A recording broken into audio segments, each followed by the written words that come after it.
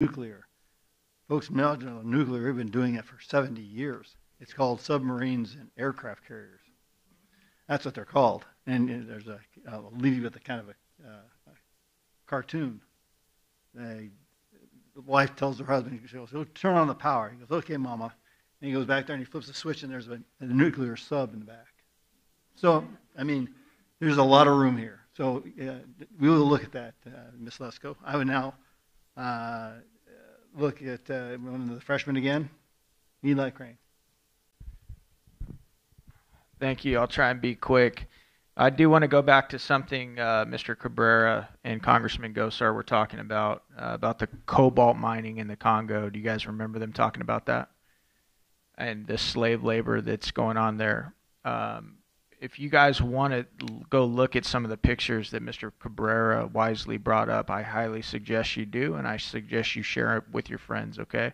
If you guys go Google Joe Rogan cobalt mining, you guys will get to listen to. How many of you guys have watched that video? Anybody? All right, that's an assignment for you guys. It'll only take you, 10 or 12 minutes, but Joe Rogan brought on an expert who was looking at this, who had some photos from the cobalt mines and was talking about what it actually, the crisis and the humanitarian crisis in making and producing some of these critical minerals and what it actually costs to create some of these electric vehicles that we're working on. And I'm not going to sit here and say electric vehicles are bad. Please don't hear that. What I'm saying is it goes back to the three buckets we were talking about. You got your economic bucket, you got your national security bucket, and then you got your environmental bucket. And some of the panelists have talked about this today.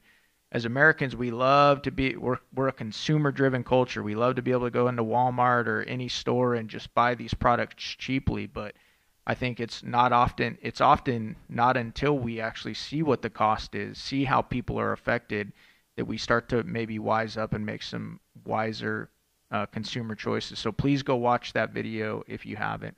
The next thing I want to do real quick is I want to ask you guys, because the why of this is really important to me. I said I'm not an expert in critical minerals, but I have served my country in the military for many years. I did 5 combat deployments. I love this country. I love the people here. And the only reason I ran for Congress is because I got so tired of seeing the foolishness and the self-destruction that I was talking about earlier. How many of you guys, by a show of hands, think that this administration, when you look at many of the things going on, what we're talking about today, the mining, the natural resources, us not using it but being perfectly fine, outsourcing it and buying it from other countries that are often enemies of ours. Do you guys think that by show of hands, how many of you guys think the causation of that is foolishness? By show of hands, how many of you think it's environmentally driven? It's an environmental conscious decision. That's why this administration is making these types of choices. Okay, we got a couple. That's fair. All right. What about corruption? Anybody? Whoa. All right. How about self-sabotage? Okay.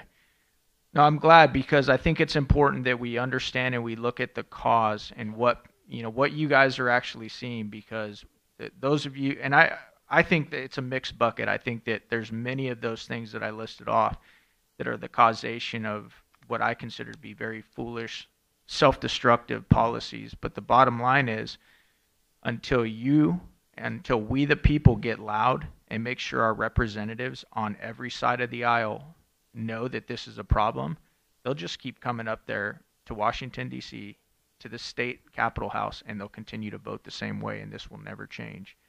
And guys, I'm going to tell you, that is the byproduct of having a government that's of, by, and for the people. When the people of the country are checked out, when they're complacent, when we're not educated, this is the very type of thing that you see, and nobody's held accountable. And it's up to us as citizens to hold our representatives and our elected officials accountable for this. So thank you guys for showing up.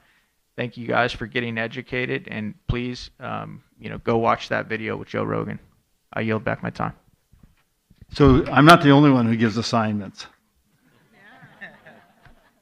We're going to go to the next freshman that's very talented.